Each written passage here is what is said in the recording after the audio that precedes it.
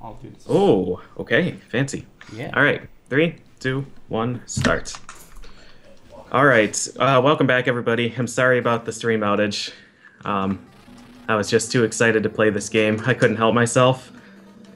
This is Bionic Commando, or I guess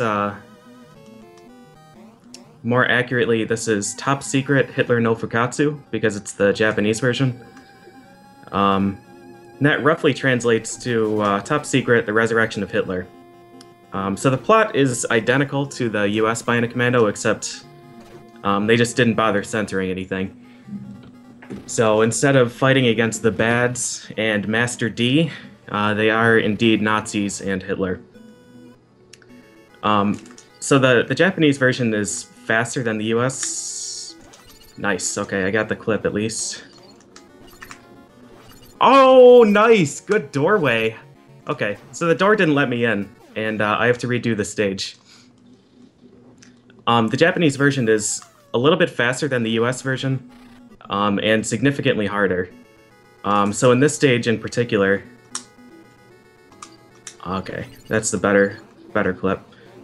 In the US version, when you fire your gun...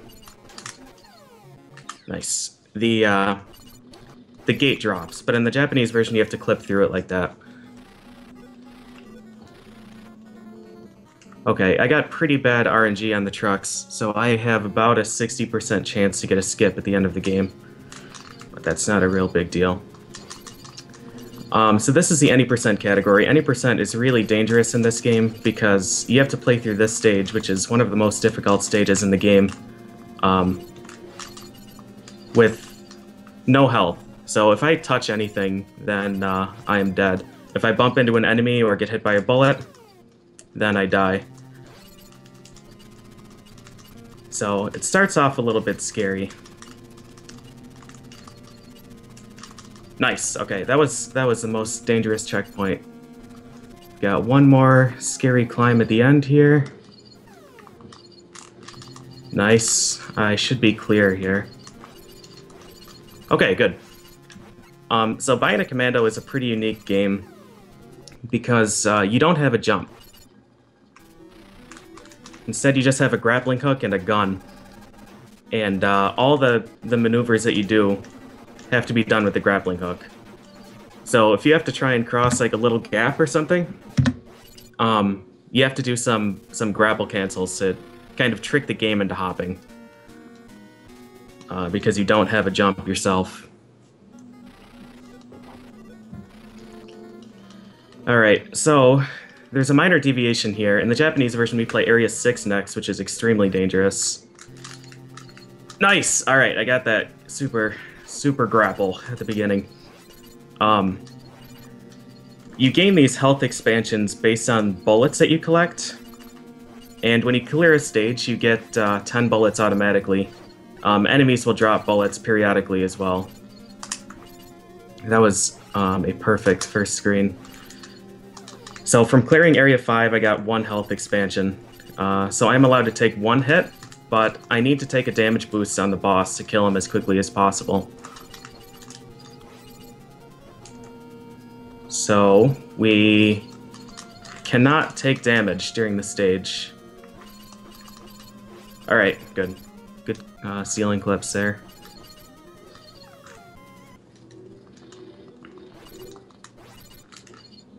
Good damage boost. Alright, sweet. That was a fantastic stage. Alright, so now we have a bit more safety, and I can breathe for a bit. I got some more bullets from beating Area 6.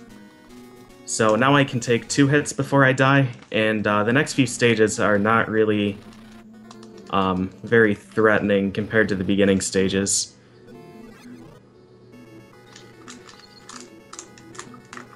Alright. So as far as plot goes, they sent in this guy, Super Joe. Well, the bad guys here. I'll call them the Bads because that's the US name for them. They're trying to revive Master D, or Hitler, to build this giant laser cannon super weapon airship thing. I'm not even sure what it's supposed to be, but to build some weapon to just destroy a whole bunch of stuff. And they sent in Super Joe to stop him. And Super Joe is the protagonist of Arcade Bionic Commando and Arcade Commando. So he's a good guy. He's a reliable soldier. Of course, Super Joe gets captured. So they send in this scrub, Rad Spencer, to go save him. So what we're doing in these early stages is I think, mostly collecting intel to figure out where Super Joe is being held.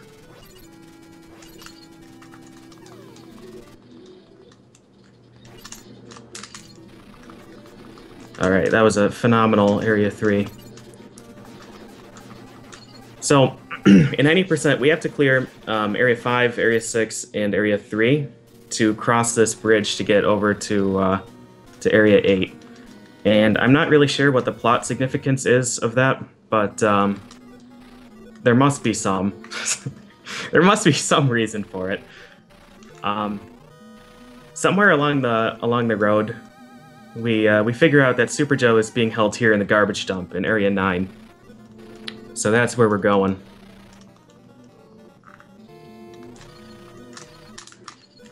So Area 9 is one of the most difficult stages in the Japanese version. The level layouts and the enemy placements and everything are different in the Japanese version compared to the US version. And in the Japanese version, there are all kinds of these mine carts. Nice, I managed to land on it. That's super, super tight. The mine carts start moving at the beginning of the stage, and you have to have really, really, really good execution to get there to land on the bottom one in time. So that was essentially a perfect Area 7. Nope, I lied. Perfect Area 9. We didn't play Area 7 yet.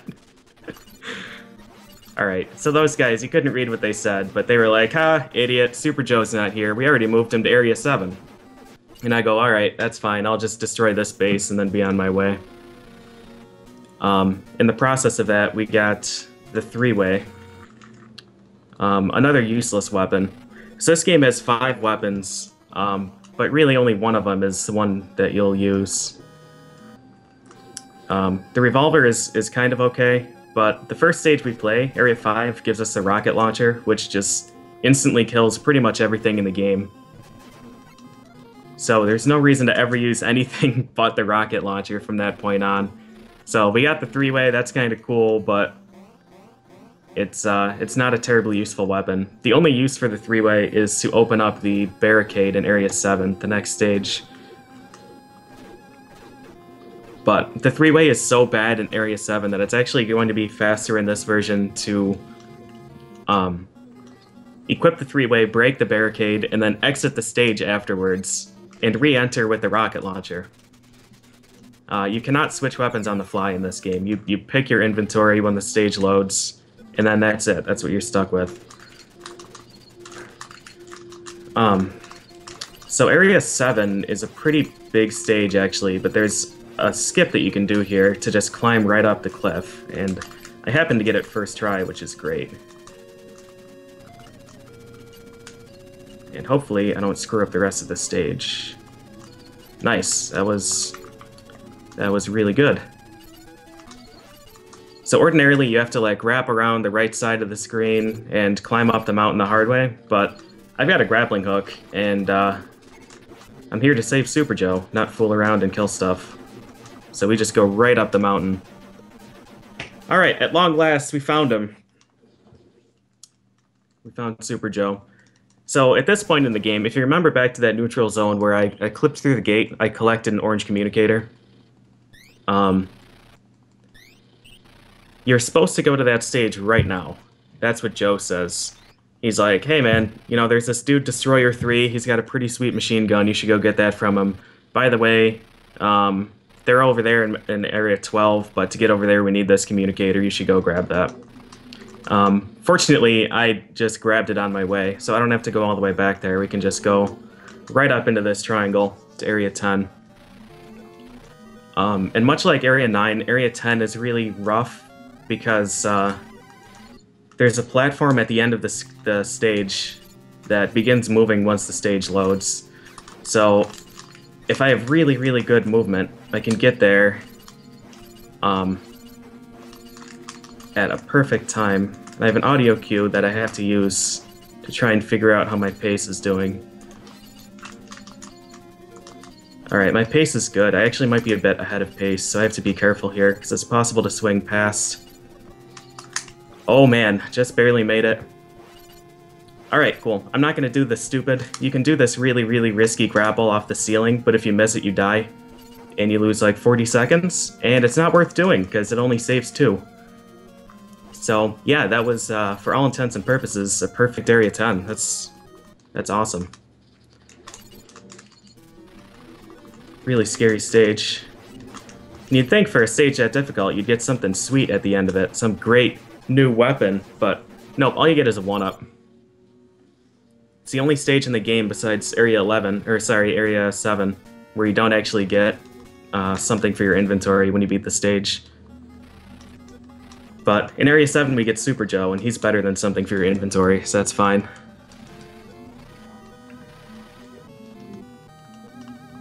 Alright, now over to the garbage dump. This stage, or sorry, not the garbage dump, fire plant. This stage is not hard, but I struggle with this really bad. So hopefully I don't die here. Alright, here we go. Nice, really good grapples. Sweet, good stage. Good stage.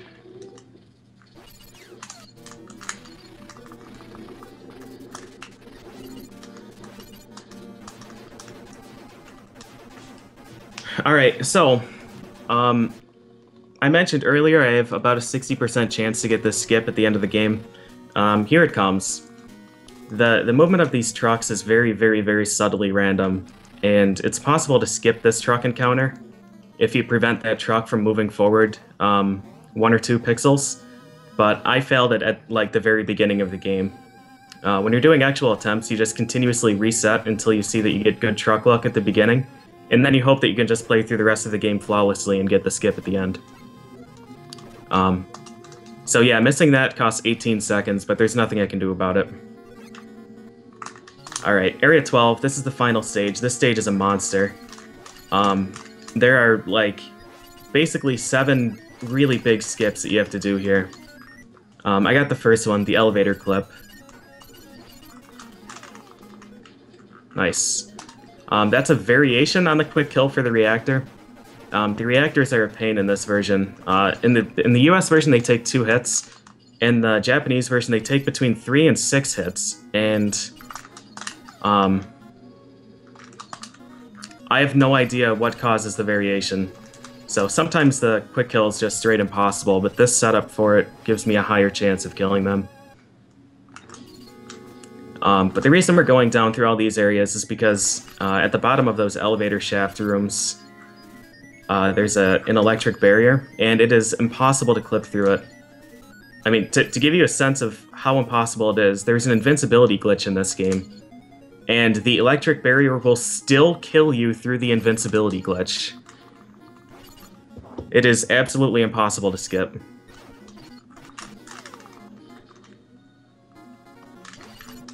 Alright, I got bad health RNG there, but it's fine.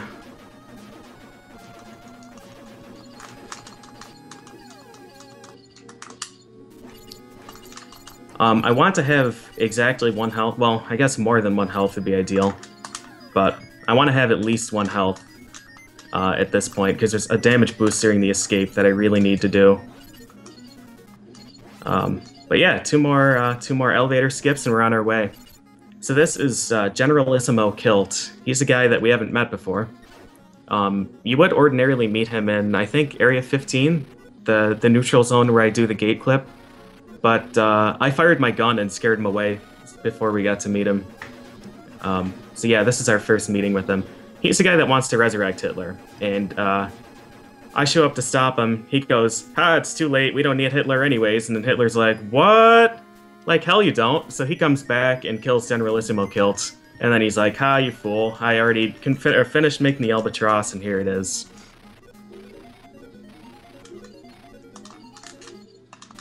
Alright, cool. I missed the quick kill.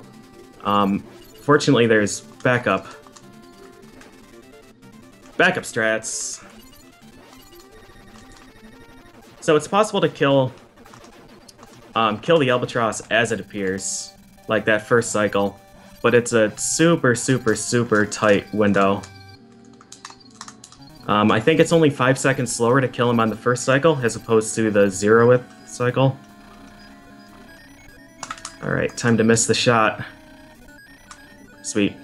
If you're squeamish, maybe look away. That dude we talked to up there was Hal. I'm not sure how he got here. I don't even know who Hal is, but... Nice. You normally can't move during this fanfare, but I did a cool grapple cancel that kind of ignores that. Yeah, so Hal gave me this bazooka. I take this bazooka, and then I explode Master D's head. Now we just gotta escape. There's one last guy. I'm not sure what he's doing stationed here, but he's lost. I'm gonna get hit. I'm not gonna get hit. Okay.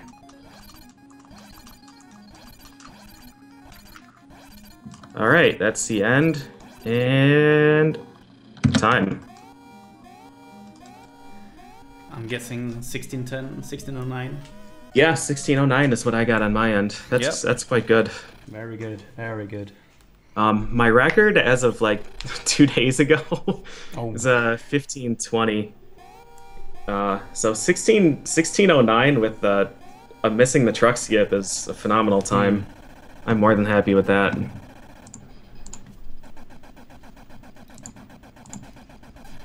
Great job, PJ. Thank you. And we'll continue on with PJ Block. Next up will be Solstice. And we'll be adding Blackie on the call for commentary. Blackie, hype! See if I can get him.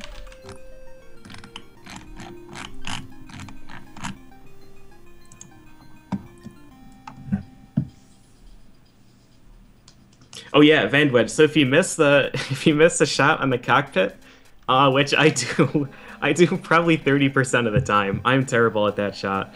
If you miss that shot, you land and the helicopter shoots you and you die. And it's really embarrassing.